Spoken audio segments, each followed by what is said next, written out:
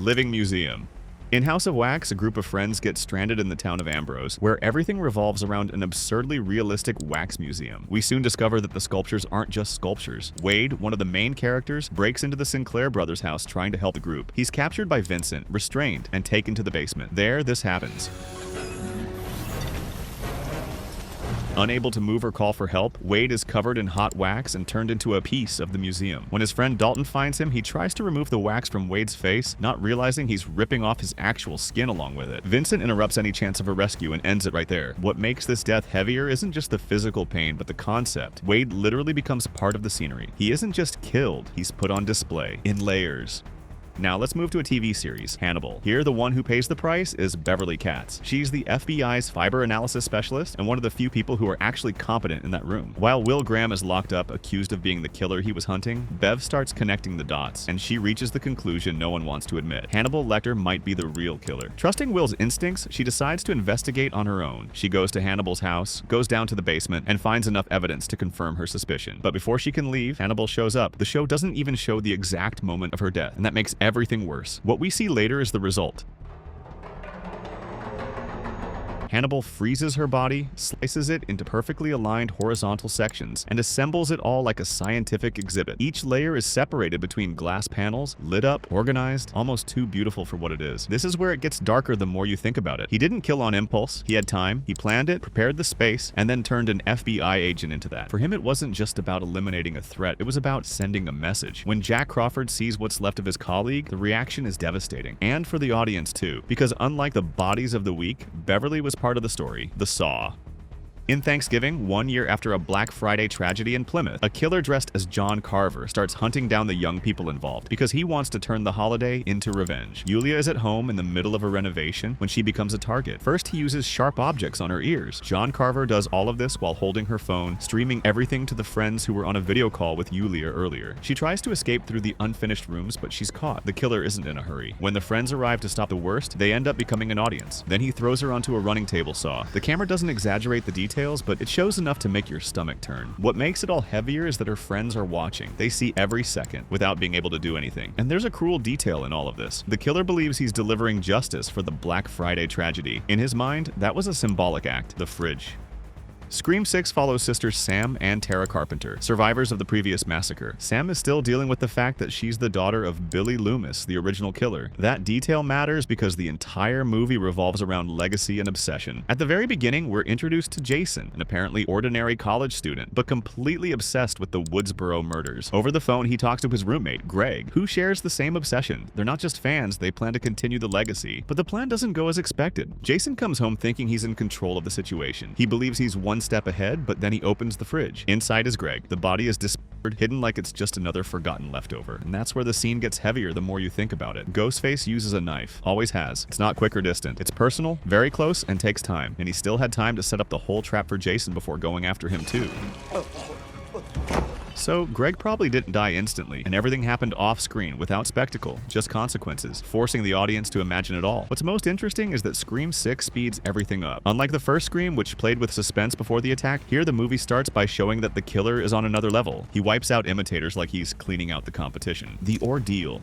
In Saw 3, we watch another one of Jigsaw's tests, that killer who doesn't see himself as a killer. To him, everything is a lesson. Here, the victim is Timothy Young. He was driving drunk and ran over a child named Dylan. The boy's father, consumed by grief, becomes a central piece in the game. Timothy wakes up strapped to a machine known by fans as the Rack. The premise is simple and cruel. Each limb of his body is slowly twisted, one by one. Nothing is immediate because the machine was designed to stretch out every second. What's most disturbing is the logic of the test. The one who can save him is the child's father. He has to decide whether to forgive or let the mechanism continue. In other words, Timothy's death isn't just physical, it's emotional. Jigsaw turns pain into a moral spectacle, and here's an interesting point. Among all the over-the-top deaths in the franchise, this one is often cited as the hardest to watch. Not because of the blood, but because of the sound, the dry cracking noises, and the slow rhythm.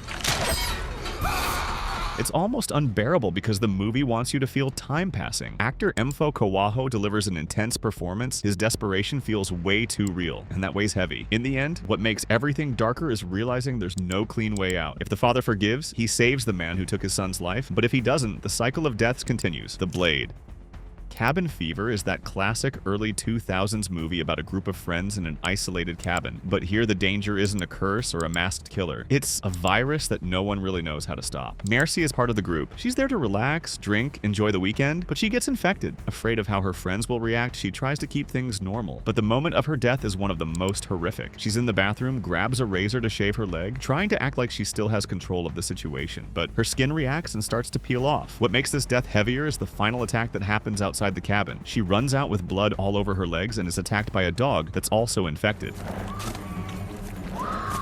Beyond the violence not being shown explicitly, forcing us to imagine everything, what makes it even worse is realizing that Marcy understands she's infected and knows the others will probably abandon her. The virus turns friendship into paranoia, and pretty soon, everyone becomes a threat. The Rocket.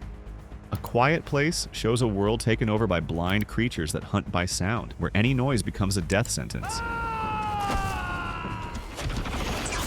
The Abbott family survives in absolute silence, communicating through sign language and walking barefoot to avoid making noise. They've already lost society, now all that's left is survival. Right at the beginning, we meet little Bo Abbott. He finds a battery-powered toy rocket in an abandoned store. His father, Lee, takes the toy, removes the batteries, and explains that he can't take it because it makes too much noise. But Bo's sister, feeling sorry for him, gives the toy back, and Bo uses the distraction to grab the batteries too. On the way home, the little boy turns it on and the family can't stop it, and the movie doesn't even wait until the third act to traumatize the audience. Bo's death happens in the first few minutes, and that's where it gets darker the more you think about it. It's not just a child dying, it's a child losing his life right in front of his entire family. John Krasinski decided to keep that death right at the beginning. Even knowing that killing a child could push part of the audience away, he wanted to make it clear that no one was safe. Forest fire. In Mandy, Nicolas Cage plays Red, a quiet guy who lives isolated in the forest with his girlfriend Mandy. He has a simple life until members of a macabre cult suddenly show up and mess everything up. The group's leader is Jeremiah Sand, a fake prophet full of ego. He sees Mandy, decides he wants her, and orders her kidnapping. They drug her by force, take her to him, and try to push a spiritual connection. But Mandy starts laughing in his face, and that's it. His ego can't handle it. As punishment, he orders Mandy to be tied inside a suspended sack right in front of Red, who is restrained and can't do anything. And then the worst happens. This is the moment that breaks the movie in half, because after that, it's a straight downhill ride into revenge. What hits hardest is that the scene doesn't linger on graphic details. The camera stays glued to Red's face and we feel the shock, the helplessness. But if you stop for 2 seconds to think about what Mandy is going through, it gets much darker. She's drugged, confused, and trapped, hearing her boyfriend's desperation while everything happens. There's strong symbolism here. Jeremiah sees himself as chosen, almost a messiah. When Mandy laughs at him, she shatters that fantasy. The fire becomes a desperate attempt to regain power. Unlike movies like John Wick, where revenge is almost cool, here it's ugly, dirty, and deeply uncomfortable. Wheel of Death. In Death Proof, Quentin Tarantino pays homage to 1970s exploitation films. Midway through the movie, we meet a group of 4 friends who seem like they're about to be the main characters. Long conversations, that laid-back vibe, pure Tarantino. Until the psychopath Mike decides to do this.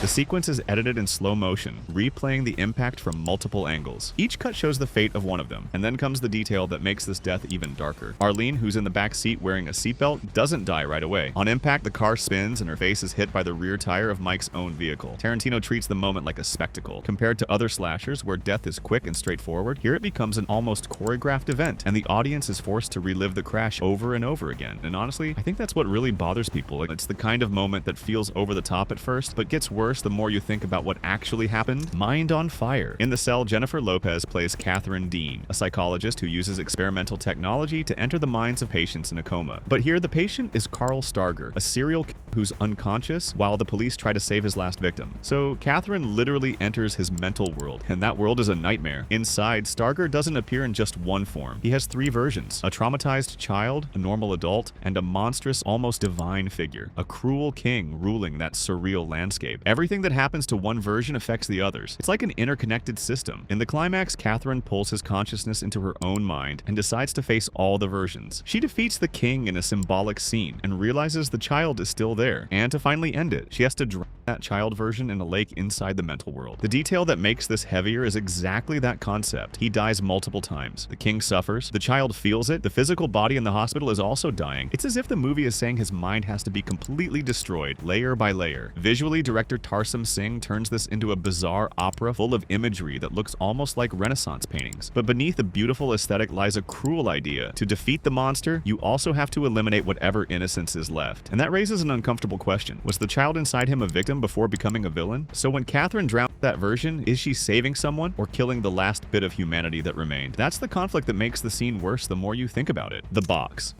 In Buried, Ryan Reynolds plays Paul, a truck driver who wakes up buried alive in Iraq, inside a coffin. That alone is already enough. With him, there's a cell phone, a lighter, and a pen. The oxygen is limited, and so is the battery. He calls the police, the company, anyone who will answer. Every call seems promising, until it isn't. The entire movie takes place inside that box. The horror comes from the feeling of helplessness. Authorities ask him to stay calm, and rescue seems close several times, but it never really arrives. Things get worse when sand starts seeping into the coffin. The space shrinks. Breathing takes effort. Hope turns into a mathematical calculation of how many minutes are left. The final blow is cruel. They inform him that they've found the location and that they're digging. Paul cries in relief, but they're digging in the wrong place, and he realizes it before the official confirmation. There's no time for another attempt, and that's what makes this death darker the more you think about it. He doesn't die in absolute panic. He dies understanding that no one is coming, fully conscious and completely alone.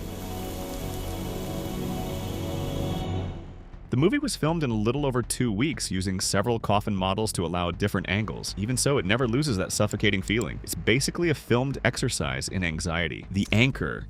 Oculus tells the story of two siblings, Kaylee and Tim, marked by a cursed object called the Lasser Glass. As children, they lost their parents in a sequence of violent events inside their home. Years later, Kaylee decides to prove the mirror is responsible. She sets up cameras and creates a safety system with an axe attached to the ceiling, programmed to fall if the mirror is moved. It's her anchor against possible hallucinations. In the climax, her brother Tim believes he's finally going to destroy it. But it's an illusion. His sister is standing exactly where the axe will fall while she's hallucinating their mother. He accidentally killed his own sister. The police arrive as he screams, staring at his sister's lifeless body. He's arrested, but the mirror comes out intact. Director Mike Flanagan uses parallel editing between past and present throughout the entire movie to confuse us the same way the characters are confused. By the time this scene hits, the audience no longer knows what's real either. Tim ends up exactly where he started, accused, isolated, disbelieved, and the mirror remains whole, as if it's just waiting for the next family. 7 days. The Ring opens with one of the most iconic beginnings in horror. Two teenage girls, Katie and Becca, are home alone talking about an urban legend going around their school. A mysterious video that once watched guarantees a phone call with a simple and cruel warning: 7 days. Katie, visibly shaken, reveals that she watched the tape exactly 1 week earlier, but she doesn't seem too worried until the phone rings. Katie goes down to the kitchen. The TV, which is off, suddenly turns on with that unmistakable static. She turns it off. A few seconds later, it turns on again. Now it doesn't feel like a coincidence. Then water starts spreading across the floor as if the screen itself is leaking into the real world. Confused and scared, Katie follows the trail down the dark hallway. She approaches a room, takes a deep breath, and looks inside. Later we see the funeral, and in a flashback, it's revealed that her mother found the body inside the closet. Katie's face is completely twisted in terror. Becca, who witnessed the scene, loses her mind and is institutionalized. The horror here is in the countdown. We never clearly see Samara in this moment. The focus is on the victim's reaction. That's far more effective than showing too much. Deadly painting. In Beau is Afraid, we meet Beau, a man with extreme anxiety who lives in a constant state of panic. After a series of absurd events, he gets hit by a car and wakes up in the home of a suburban couple who decide to take care of him. But nothing there is normal, and their teenage daughter, Toni, clearly hates everyone. She's rebellious, unpredictable, and determined to challenge everything, including her own life. That's when the moment happens that made a lot of people uncomfortable. Toni, in a mix of tantrum, provocation, and self-destruction, grabs a can of blue paint and simply does this. The movie doesn't show graphic details, but think about it. That's not just a dramatic gesture, it's an impulsive death meant to hurt her parents and blame Beau at the same time. And it works. Beau immediately becomes the target. He already lives thinking everything is his fault, and now he literally has a death on his conscience. Ari Aster has said the entire movie is an exaggerated representation of anxiety and chronic guilt. This scene is almost a cruel joke about that. It's so fast and unexpected that the audience barely processes it, but when you stop to think about it, it's heavy. Do you remember any other death that should be on this list? If so, leave a comment for us. On the screen right now, there's another really cool video. Click and watch it. I'll see you there.